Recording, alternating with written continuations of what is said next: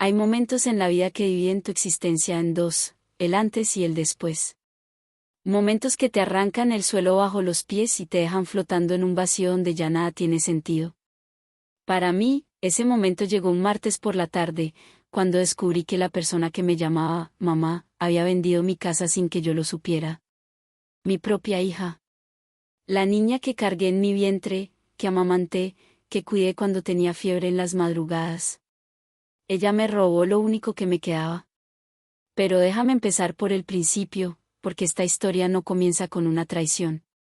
Comienza con amor. Con esperanza. Con los sueños de una mujer que creía que la familia era sagrada. Hoy tengo 68 años. Vivo sola en un departamento pequeño que no es mío, en un barrio que no conozco, rodeada de ruidos extraños y vecinos que ni siquiera me saludan. Cada mañana me despierto y por un segundo olvido dónde estoy. Busco con la mirada la ventana de mi antigua habitación, esa que daba al jardín donde yo misma planté un limonero hace 30 años. Pero lo que encuentro es una pared blanca y descascarada, y una ventana que da a un callejón oscuro donde los gatos pelean por la basura. Mi rutina es simple porque ya no tengo propósito. Me levanto tarde, cuando el sol ya está alto y el día parece burlarse de mi soledad. Preparo café en una cafetera vieja que traje de mi casa, lo único que pude rescatar además de algunas fotografías y la ropa que cupo en 2 maletas. Me siento en la única silla de la cocina diminuta y miro por la ventana, esperando no sé qué. Tal vez espero despertar de esta pesadilla. Tal vez espero que alguien toque a mi puerta y me diga que todo fue un error. Nadie toca. Nadie llama. Ni siquiera ella. Los días se arrastran con una lentitud cruel. Salgo poco, solo para comprar lo necesario en la tienda de la esquina. La señora que atiende me mira con lástima, y yo odio esa mirada. Odio ver en sus ojos lo que yo misma me niego a aceptar, que soy una mujer vieja, sola y abandonada. Una más entre tantas que terminan sus días en el olvido. Por las tardes, cuando el silencio se vuelve insoportable, saco las fotografías. Las extiendo sobre la mesa y viajo al pasado. Ahí está ella, mi hija, con 5 años, sonriendo sin dientes delanteros.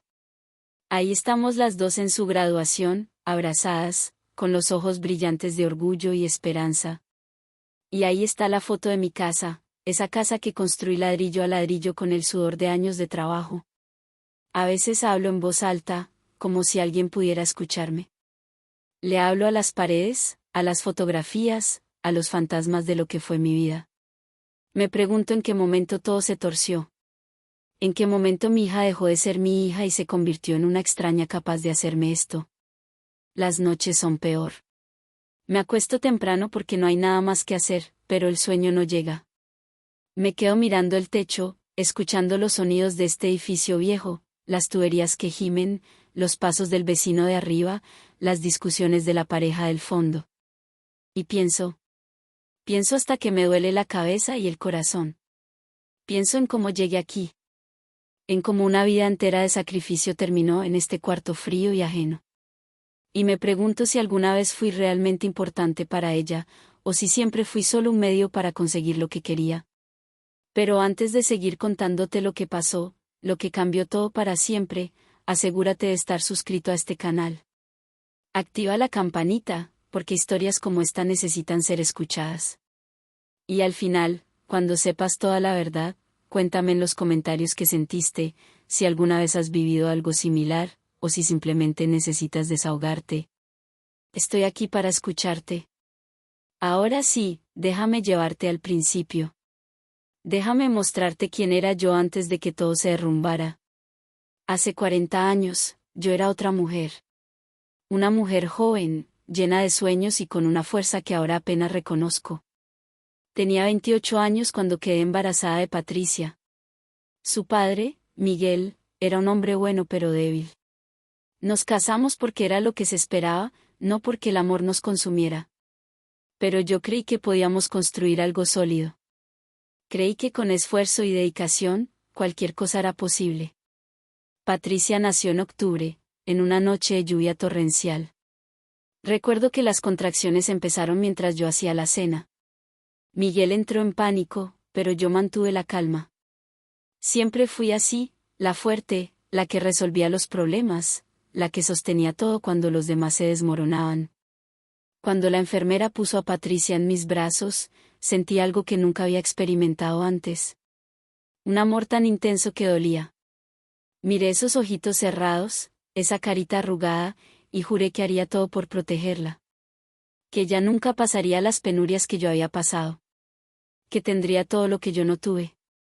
Y cumplí esa promesa. Dios sabe que la cumplí. Miguel trabajaba en una fábrica, pero su sueldo apenas alcanzaba para lo básico. Así que yo también trabajé. Limpiaba casas por las mañanas, cuidaba niños por las tardes, y por las noches cosía ropa para vender en el mercado. Dormía 4 horas y tenía suerte. Mis manos estaban siempre agrietadas. Mi espalda siempre adolorida. Pero cuando veía a Patricia con zapatos nuevos, con útiles escolares completos, con el uniforme limpio y planchado, todo valía la pena. Ella era una niña inteligente. Siempre la primera de su clase, siempre con elogios de sus maestros. Yo iba a todas las juntas escolares, aunque tuviera que faltar al trabajo y perder el pago de ese día. Me sentaba en esas sillas pequeñas de primaria, rodeada de madres con ropa fina y tiempo libre, y escuchaba cómo hablaban maravillas de mi hija. Patricia era mi orgullo. Mi razón de ser. Los fines de semana, cuando el cansancio me vencía, ella se acurrucaba a mi lado y me leía en voz alta. Tenía una voz dulce, melódica. Me leía cuentos de princesas y finales felices, y yo cerraba los ojos y soñaba que algún día nuestra vida también tendría un final feliz. Cuando Patricia tenía 12 años, Miguel se fue. Una mañana simplemente no estaba. Dejó una nota breve en la mesa de la cocina: no puedo más. Perdóname. Eso fue todo. Ni una explicación, ni una disculpa real, ni siquiera el valor de decírmelo a la cara. Patricia lloró durante semanas.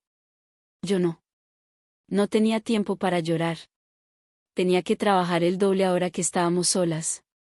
Tenía que ser madre y padre. Tenía que ser fuerte por las dos. Le dije a Patricia que estábamos mejor sin él. Que los hombres débiles solo traen problemas. Que nosotras nos teníamos la una a la otra y eso era suficiente. Y por un tiempo, lo fue. Éramos un equipo. Ella estudiaba, yo trabajaba, y juntas salíamos adelante. Ahorré cada peso que pude durante años. Guardaba el dinero en una lata de galletas escondida en el fondo del armario. Patricia no sabía de esa lata. Nadie lo sabía. Era mi secreto, mi proyecto, mi sueño. Cuando Patricia cumplió 18 años y entró a la universidad, yo tenía suficiente dinero ahorrado para comprar un terreno. Era pequeño, en las afueras de la ciudad, pero era mío. Completamente mío. Recuerdo el día que firmé las escrituras. Temblaba tanto que apenas podía sostener la pluma. El notario me miró con curiosidad, tal vez preguntándose cómo una mujer como yo, con ropa desgastada y manos de trabajadora, podía comprar una propiedad. Pero ahí estaba yo, con mis ahorros de años y mi nombre en ese documento legal. Era dueña de algo. Por primera vez en mi vida, tenía algo que nadie podía quitarme. Construir la casa tomó 3 años. Contraté a albañiles cuando podía pagarlos, y cuando no, yo misma cargaba ladrillos y mezclaba cemento. Patricia me ayudaba los fines de semana. Recuerdo su risa mientras pintábamos las paredes de la sala de un amarillo suave que ella misma eligió. Recuerdo cómo plantamos juntas el limonero en el jardín, con la promesa de que algún día haríamos limonada con sus frutos. Fueron días duros pero hermosos. Días en los que creía que todo el esfuerzo valdría la pena. Que estaba construyendo no solo una casa, sino un futuro. Un legado para mi hija. Nos mudamos cuando Patricia tenía 21 años. Era una casa modesta, de 2 habitaciones, una sala pequeña, una cocina y un jardín donde el limonero ya empezaba a crecer.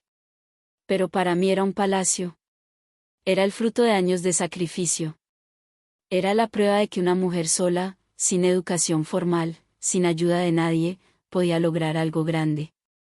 La noche que dormimos por primera vez en nuestra casa, Patricia y yo nos sentamos en el jardín bajo las estrellas.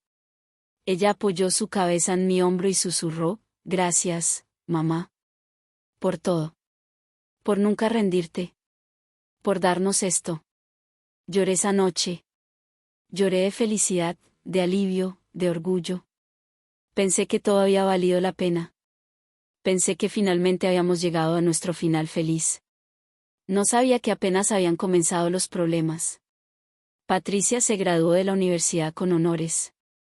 Estudió administración de empresas, una carrera que yo apenas entendía pero que sonaba importante. Consiguió un trabajo en una empresa grande, con un sueldo que a mí me parecía una fortuna. Por fin podía descansar un poco. Por fin podía dejar de trabajar tanto. Pero algo cambió en Patricia después de graduarse. Empezó a llegar tarde a casa, a veces ni siquiera llegaba. Decía que tenía reuniones, eventos de trabajo, compromisos importantes. Yo la esperaba despierta, con la cena lista, pero ella apenas comía. Siempre tenía prisa, siempre estaba en su teléfono, siempre parecía estar en otro lugar. Conoció a un hombre. Ricardo. La primera vez que lo trajo a casa, supe que no me gustaba. Tenía una sonrisa falsa y ojos calculadores. Hablaba mucho pero no decía nada. Y la forma en que miraba mi casa, como evaluándola, como poniéndole precio a cada cosa, me puso la piel de gallina. Pero Patricia estaba enamorada. O eso creía ella. Yo veía algo diferente. Veía a una mujer desesperada por encajar en un mundo que no era el suyo. Ricardo venía de una familia con dinero, con conexiones, con un estilo de vida que nosotras nunca habíamos conocido. Y Patricia quería ser parte de ese mundo. Empezó a cambiar su forma de vestir, de hablar, incluso de comportarse conmigo. Ya no me llamaba mamá, con el cariño de antes.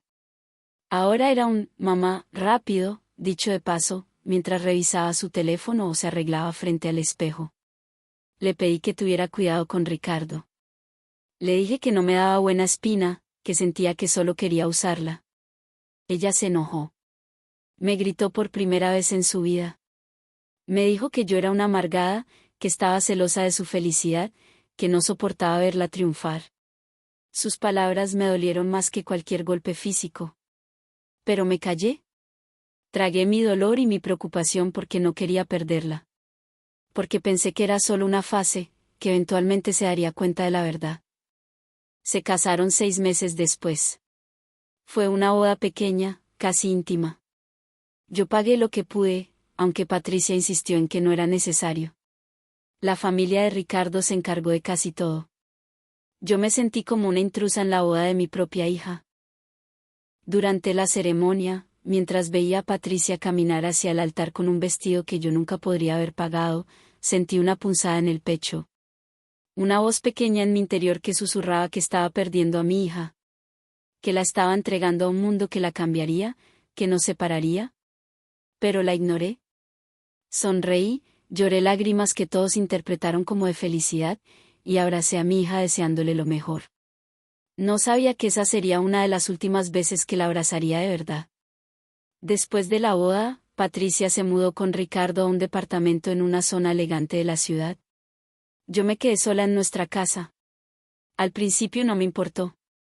Pensé que era natural, que las hijas crecen y forman sus propias familias. Que yo había hecho mi trabajo y ahora era tiempo de dejarla volar.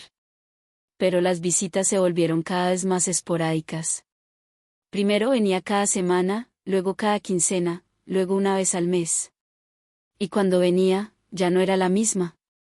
Llegaba con prisa, rechazaba la comida que yo preparaba con tanto cariño, y pasaba la mayor parte del tiempo al teléfono, atendiendo llamadas de trabajo o de Ricardo. Yo intentaba hablar con ella, preguntarle cómo estaba realmente, si era feliz, si la trataban bien. Pero sus respuestas eran vagas, automáticas. Todo está bien, mamá. No te preocupes. Estoy ocupada, eso es todo. Una tarde, mientras limpiaba su antigua habitación, encontré una caja con sus cosas de la infancia. Dibujos que había hecho para mí, cartas donde me decía que yo era su heroína, fotografías de nosotras dos abrazadas y sonriendo. Me senté en el suelo y lloré sosteniendo esos recuerdos. Lloré por la niña que había perdido, por la relación que se estaba desmoronando, por la soledad que empezaba a asfixiarme. El limonero del jardín ya daba frutos. Hice limonada como habíamos prometido, pero la tomé sola. Patricia nunca vino a probarla. Los meses pasaron y mi salud empezó a deteriorarse. Dolores en las articulaciones, producto de años de trabajo físico. Problemas de presión, de azúcar en la sangre. El médico me dijo que necesitaba descansar, cuidarme, tomar medicamentos que eran caros. Le conté a Patricia. Pensé que se preocuparía, que vendría a cuidarme como yo la había cuidado tantas veces. Pero solo dijo, ay, mamá, cuídate. Toma tus medicinas. Yo estoy muy ocupada ahora, pero te llamo luego. No llamó. Empecé a notar otras cosas. Pequeñas al principio, fáciles de ignorar. Patricia preguntaba sobre la casa con demasiada frecuencia. Sobre las escrituras, sobre si estaban a mi nombre, sobre si yo había hecho testamento. Decía que era solo por precaución, por estar preparados ante cualquier eventualidad. Yo le mostré los documentos. Le expliqué que la casa estaba completamente a mi nombre, pagada, sin deudas. Y que por supuesto, algún día sería suya. Era mi única hija. Todo lo que yo tenía era para ella. Pero algo en su mirada me inquietó. Un brillo extraño, una expresión que no supe interpretar en ese momento. Una noche, Patricia llegó a casa sin avisar. Venía con Ricardo. Dijeron que querían hablar conmigo de algo importante. Nos sentamos en la sala, esa sala que yo había pintado con mis propias manos, y Ricardo empezó a hablar. Tenían una oportunidad de inversión. Un negocio que podía hacerlos ricos. Pero necesitaban capital. Necesitaban dinero. Y como yo tenía esta casa, tal vez podría hacer algo con ella. Tal vez podría venderla, o ponerla como garantía para un préstamo. Los miré sin poder creer lo que estaba escuchando. Esta casa que había construido con el sudor de años, que era mi único patrimonio, mi único refugio. Y me pedían que la arriesgara por un negocio del que no sabía nada. Dije que no. Firmemente, sin dudarlo. Esta casa no estaba en venta. No era un activo para juegos de negocios. Era mi hogar. Ricardo se puso de pie, molesto. Patricia lo siguió. Antes de irse, ella se volvió hacia mí y dijo algo que nunca olvidaré: siempre has sido egoísta, mamá. Siempre pensando solo en ti. Nunca me has apoyado en nada. Me quedé sentada en esa sala vacía, temblando, sintiendo que el mundo se inclinaba bajo mis pies. Mi hija acababa de llamarme egoísta. A mí, que había sacrificado toda mi vida por ella. Esa noche no dormí. Me quedé en el jardín, junto al limonero, llorando hasta que ya no me quedaron lágrimas. Después de esa noche, Patricia dejó de visitarme por completo. No contestaba mis llamadas. Mis mensajes quedaban sin respuesta. Era como si yo hubiera dejado de existir para ella. La soledad se volvió mi compañera constante. Los días se arrastraban sin propósito. Me levantaba, hacía las tareas de la casa, preparaba comida que nadie más comería, y me sentaba en el jardín esperando que mi hija recordara que tenía una madre. Empecé a enfermarme más seguido. Los dolores eran más intensos, el cansancio más profundo. Una mañana me desmayé en la cocina. Desperté en el suelo, sin saber cuánto tiempo había estado ahí. Me arrastré hasta el teléfono y llamé a Patricia. No contestó. Llamé a una vecina que me ayudó a levantarme y me llevó al médico. El doctor me regañó por no cuidarme, por no tener a nadie que velara por mí. Me recetó más medicinas, más caras que las anteriores. Volví a casa y me senté en la sala, mirando las paredes que alguna vez estuvieron llenas de vida y risas. Ahora solo había silencio. Un silencio que gritaba mi abandono. Intenté llamar a Patricia una vez más. Esta vez contestó. Le conté lo que había pasado, esperando que viniera, que mostrara aunque fuera un poco de preocupación. Mamá, ya te dije que estoy muy ocupada. Además, si te sientes tan mal, tal vez deberías vender la casa y mudarte a un lugar más pequeño, más fácil de mantener. Podrías usar ese dinero para tus gastos médicos. Ahí estaba otra vez. La casa. Siempre volví a la casa. Esta es mi casa, Patricia. No la voy a vender. Suspiró con impaciencia. Como quieras, mamá. Pero no me pidas ayuda si no estás dispuesta a ayudarte a ti misma. Colgó. Me quedé con el teléfono en la mano, escuchando el tono demarcado, sintiendo que acababa de perder algo importante pero sin saber exactamente qué. Los siguientes meses fueron una nebulosa de dolor y confusión. Mi salud seguía deteriorándose. Tuve que hospitalizarme 2 veces. Ambas veces fui sola, volví sola, y me recuperé sola. Patricia no apareció. Ni siquiera llamó. Una tarde, mientras organizaba mis documentos para tener todo en orden por si algo me pasaba, noté que faltaban las escrituras de la casa. Busqué por todas partes. En los cajones, en el armario, debajo de la cama. No estaban. Pensé que tal vez las había guardado en algún lugar que no recordaba. Mi memoria ya no era la misma. A veces olvidaba cosas, perdía el hilo de mis pensamientos. Achaqué la desaparición de los documentos a mi propia distracción. Pero algo en mi interior sabía que no era así. Algo me decía que debía preocuparme. Que debía actuar. Decidí ir al registro público a solicitar una copia de las escrituras. Era un trámite simple que podía resolver en unos días. Me tranquilicé pensando que pronto tendría todo en orden nuevamente. Fue en esa oficina, un martes por la tarde, donde mi vida se partió en 2. El empleado revisó el sistema, frunció el ceño, revisó de nuevo. Me miró con una expresión extraña, entre confusión y lástima. Señora, según nuestros registros, esta propiedad ya no está a su nombre. Fue transferida hace 3 meses. El mundo se detuvo. Las palabras no tenían sentido. Repetí lo que había dicho, tratando de entender, de procesar información que mi cerebro rechazaba.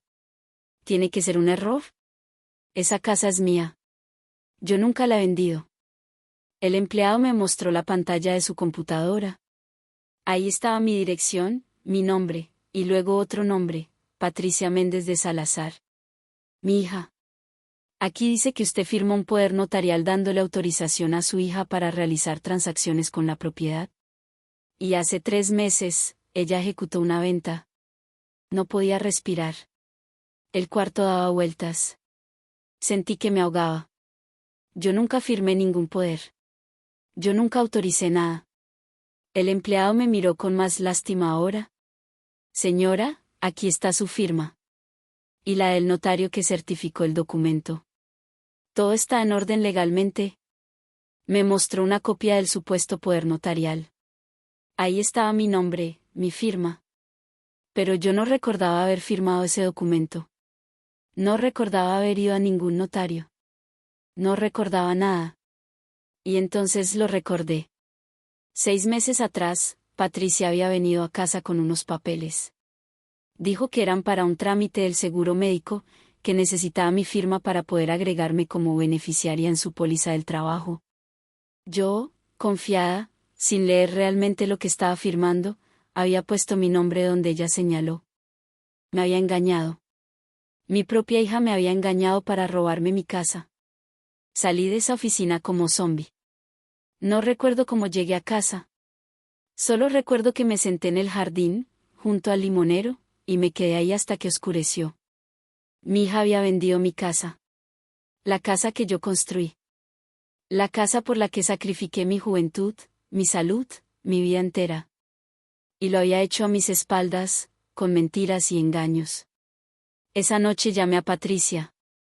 Contestó después de varios timbres, con voz molesta. ¿Qué pasa, mamá? Estoy ocupada. Vendiste mi casa. Mi voz sonaba muerta, plana, como si viniera de muy lejos. Hubo un silencio largo.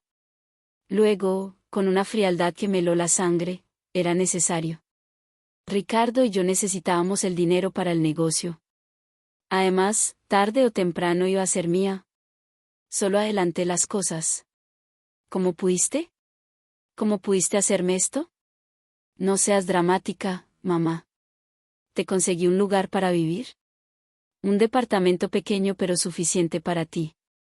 Deberías estar agradecida. Ya no tienes que preocuparte por mantener una casa tan grande. ¿Agradecida? Agradecida por robarme mi hogar. No te robé nada. Usé lo que era mío por derecho. Y si no te gusta, pues lo siento. Pero ya está hecho. Los nuevos dueños toman posesión en 2 semanas. Tienes que desocupar. Patricia, por favor. No hagas esto. Esa casa es todo lo que tengo. Ya no, mamá. Ya no tienes nada. Deberías haberme ayudado cuando te lo pedí. Ahora es demasiado tarde. Colgó. Me quedé ahí, con el teléfono en la mano, sintiendo que me arrancaban el alma del cuerpo. Mi hija. Mi pequeña Patricia. La niña que había sido mi razón de vivir. Me había traicionado de la forma más cruel posible. Los siguientes días fueron un infierno. Intenté buscar ayuda legal, pero los abogados me dijeron lo mismo, técnicamente, todo estaba en orden. Yo había firmado el poder notarial. No importaba que me hubieran engañado. No importaba que no supiera lo que estaba firmando. La ley estaba de su lado. Intenté hablar con Patricia una vez más. Fui a su departamento. Ricardo me abrió la puerta y ni siquiera me dejó entrar. Patricia no quiere verte. Dice que eres una carga, que siempre has sido una manipuladora emocional. Que es hora de que ya viva su vida sin tu negatividad. Cerró la puerta en mi cara. Me quedé ahí, en el pasillo de ese edificio elegante, llorando como una niña perdida. Vecinos pasaban y me miraban con incomodidad, apresurando el paso. Volví a mi casa, sabiendo que pronto ya no sería mía. Caminé por cada habitación, tocando las paredes, recordando. Aquí Patricia dio sus primeros pasos. Aquí celebramos su graduación. Aquí pintamos juntas, riendo, soñando con el futuro. En el jardín, el limonero estaba lleno de frutos. Corté algunos y hice limonada. La tomé sola, llorando, saboreando la amargura que ahora parecía definir mi vida. 2 semanas después, llegó el día de desocupar. Empaqué lo poco que podía llevar. Ropa, algunas fotografías, objetos personales que cabían en 2 maletas.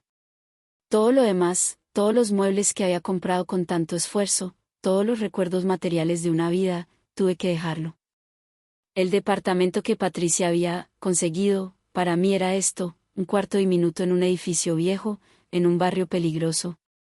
El alquiler se pagaba con el dinero de la venta de mi casa, dinero que Patricia controlaba. Me daba una mensualidad mínima para sobrevivir. El resto, según ella, estaba invertido en el negocio. Me mudé un lunes por la mañana. Nadie me ayudó. Cargué mis maletas sola, tomé un taxi sola, llegué a este lugar sola. La primera noche en este departamento lloré hasta quedarme dormida. Desperté desorientada, buscando mi habitación, mi casa, mi vida. Pero todo había desaparecido. Pasaron los meses. Intenté adaptarme a esta nueva realidad. Pero el dolor no disminuía. La traición seguía fresca, sangrante, como una herida que no cicatrizaba. Patricia nunca vino a visitarme. Nunca llamó para preguntar cómo estaba. Yo dejé de intentar contactarla. ¿Para qué? Ya me había dejado claro que yo no importaba. Que nunca había importado realmente. Mi salud siguió deteriorándose. Los medicamentos eran caros y el dinero que Patricia me daba apenas alcanzaba para lo básico. Dejé de ir al médico. ¿Para qué? Para seguir viviendo en este infierno. Hubo días en que consideré rendirme. Días en que el dolor era tan grande que morir parecía la única salida. Pero algo en mí se resistía. Una chispa de vida, de dignidad, que no se apagaba. Una tarde, mientras revisaba viejas fotografías, encontré una carta que Patricia me había escrito cuando tenía 10 años. Era el Día de las Madres. En la carta, con su letra infantil, decía, mamá, eres la mejor del mundo. Cuando sea grande, voy a cuidarte como tú me cuidas. Te amo hasta el infinito. Leí esa carta una y otra vez, llorando. ¿Dónde estaba esa niña? ¿En qué momento se convirtió en la mujer cruel que me había destruido? Pero entonces, algo cambió. Algo que nunca esperé. Una mañana, alguien tocó a mi puerta. Abrí y ahí estaba ella. Patricia. Pero no era la Patricia fría y calculadora que me había robado. Era una Patricia demacrada, con ojeras profundas, con el cabello sin arreglar, con una mirada de desesperación que me asustó. Mamá, dijo, y su voz se quebró. Mamá, necesito hablar contigo. La dejé entrar, confundida, asustada, esperanzada. Nos sentamos en la única silla y el borde de la cama. Ella temblaba. Y entonces me lo contó todo. El negocio había sido una estafa. Ricardo había mentido sobre todo. No había inversión, no había oportunidad. Había sido un fraude elaborado, y Patricia había caído en él. Habían perdido todo el dinero de la venta de mi casa. Todo. Pero eso no era lo peor. Ricardo la había estado engañando. Tenía otra familia. Otra esposa. Otros hijos. Patricia había descubierto todo por accidente, al encontrar mensajes en su teléfono. Cuando lo confrontó, él la golpeó. Por primera vez en su vida, la golpeó. Y luego la echó del departamento, diciéndole que nunca la había amado, que solo la había usado por el dinero. Patricia estaba en la calle. Sin dinero, sin casa, sin nada. Y había venido a mí. Mamá, lo siento. Lo siento tanto. Fui una tonta. Fui cruel. Fui la peor hija del mundo. No merezco tu perdón, pero no tengo a nadie más. Por favor. La miré. Vi a mi hija rota, destruida, pagando el precio de su traición. Y sentí tantas cosas al mismo tiempo. Rabia, dolor, satisfacción amarga de ver que había sufrido las consecuencias. Pero también, en algún lugar profundo, algo de compasión. Porque era mi hija. A pesar de todo, era mi hija. Patricia, dije, mi voz temblando. Me quitaste todo. Mi casa, mi seguridad, mi dignidad. Me traicionaste de la forma más cruel. Y ahora vienes a mí porque no tienes a nadie más. No porque me ames. No porque te importe. Sino porque soy tu última opción. Ella lloraba, el rostro hundido en las manos. Lo sé. Lo sé y no tengo excusa. Fui egoísta. Fui ciega. Dejé que Ricardo me manipulara, me convenciera de que tú eras un obstáculo, de que merecía más de lo que tú podías darme. Y ahora he perdido todo. Incluyéndote a ti. Sí, me perdiste. Perdiste a la madre que hubiera hecho cualquier cosa por ti. Que sacrificó su vida entera por darte un futuro mejor. Y a cambio, me dejaste en este cuarto miserable, enferma, sola, esperando morir. Mamá, por favor. Por favor, ¿qué, Patricia? ¿Qué quieres de mí? ¿Que te perdone? ¿Que finja que no pasó nada? ¿Que te acoja como si no me hubieras destruido? No espero tu perdón. Solo necesitaba que supieras que lo siento. Que me doy cuenta de lo que hice. Que viviré con esta culpa el resto de mi vida. Nos quedamos en silencio. Un silencio pesado, cargado de años de amor y meses de traición. Finalmente, hablé. No puedo perdonarte, Patricia. No ahora. Tal vez nunca. Lo que me hiciste es imperdonable. Pero tampoco puedo dejarte en la calle. Porque a pesar de todo, sigues siendo mi hija. Y yo no soy como tú. Yo no abandono a mi familia cuando más me necesita. ¿Qué quieres decir?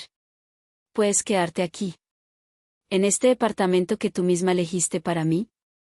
Compartiremos este espacio miserable. Y tal vez, con el tiempo, encontremos una forma de sobrevivir juntas. No como madre e hija. Eso lo perdimos. Pero tal vez como dos mujeres rotas tratando de recoger los pedazos. Patricia me abrazó, llorando contra mi hombro. Yo no le devolví el abrazo. No podía. Todavía no. Así empezó nuestra nueva vida. Patricia consiguió trabajo en una tienda, ganando apenas lo suficiente para ayudar con los gastos. Yo seguía con mis achaques, mis dolores, mis enfermedades que no podíamos pagar. Vivíamos juntas pero separadas. Cada una en su propio dolor, en su propia culpa. Patricia intentaba hablar conmigo, reconectar, pero yo no podía. La herida era demasiado profunda. Pero lentamente, muy lentamente, algo empezó a cambiar. No era perdón. No era reconciliación. Era algo más sutil. Una aceptación, tal vez. Una comprensión de que ambas habíamos perdido algo irrecuperable. Una noche, mientras preparaba la cena, Patricia me preguntó, «Mamá, ¿alguna vez podrás perdonarme?» Me detuve, pensando en mi respuesta. No lo sé, Patricia. El perdón no es algo que pueda forzar. No es un interruptor que puedo encender porque quiero o porque tú lo necesitas. Es un proceso. Y es doloroso. Y tal vez nunca llegue completamente. Lo entiendo. Solo quiero que sepas que haré todo lo posible por compensarte. Sé que nunca será suficiente, pero lo intentaré. No necesito que me compenses. Necesito que entiendas lo que hiciste. Que vivas con esa comprensión. Y que nunca, nunca le hagas a nadie lo que me hiciste a mí. Ella sintió, las lágrimas corriendo por su rostro. Han pasado años desde ese día. Seguimos viviendo juntas en este departamento pequeño. Patricia trabaja largas horas, ahorrando cada peso. Dice que quiere comprar otra casa. No para ella. Para mí. Para devolverme lo que me quitó. Yo le digo que es imposible.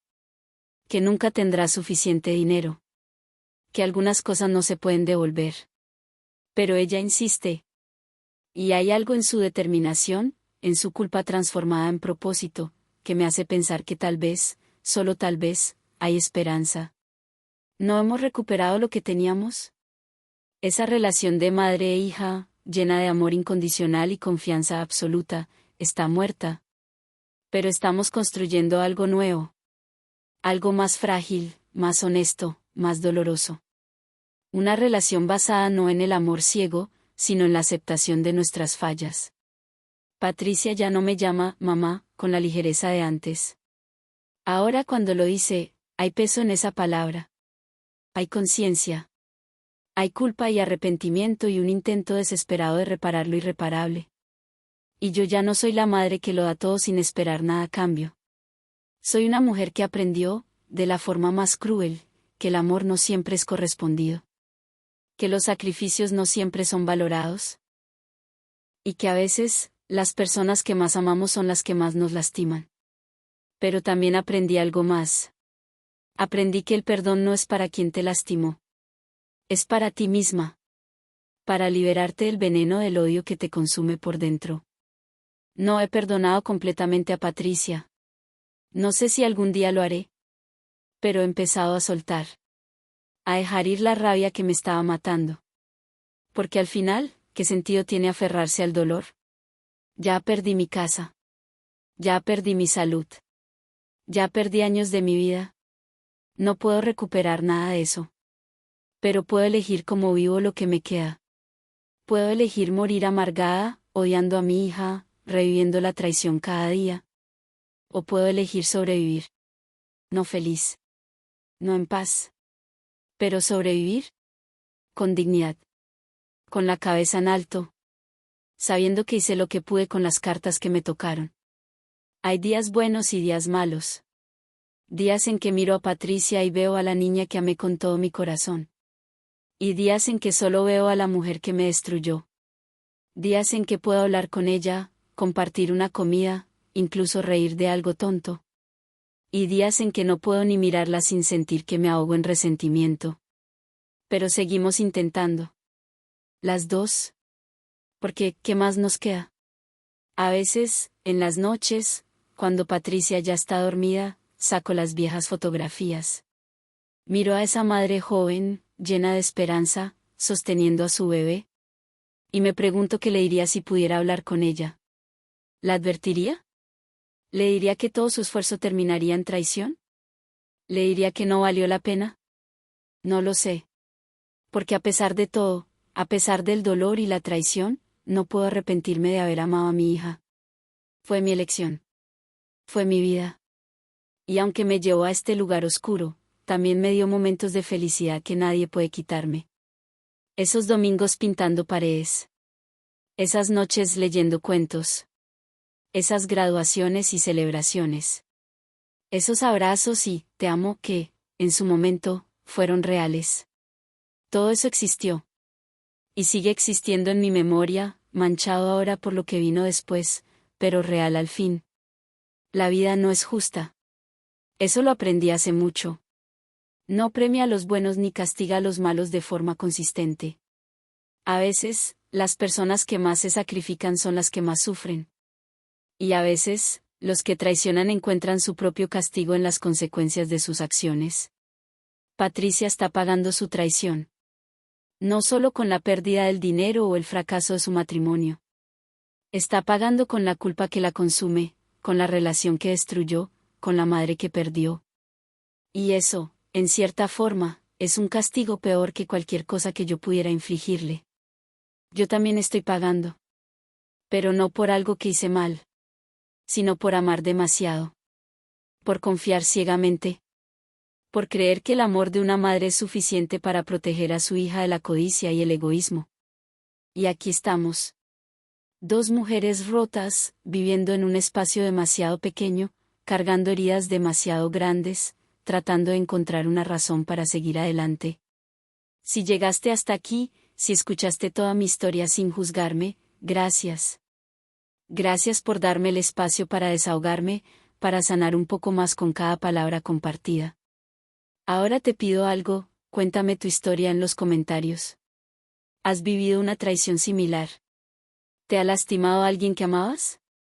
¿Has tenido que perdonar lo imperdonable? No estás solo. Yo estoy aquí, y esta comunidad está aquí, para escucharte sin juicio. Dale like a este video si sentiste algo, si mi historia tocó alguna parte de tu corazón. Compártelo con alguien que necesite saber que no está solo en su dolor. Y suscríbete, porque seguiré contando historias. Historias reales de personas reales que han sobrevivido a lo imposible. Recuerda, el dolor es inevitable, pero el sufrimiento eterno es opcional. Podemos elegir sanar. Podemos elegir seguir adelante. Podemos elegir contar nuestra historia y, al hacerlo, liberar un poco del peso que llevamos. Te mando un abrazo, donde quiera que estés. Y espero leerte en los comentarios. Aprendí que el amor de madre no siempre es suficiente.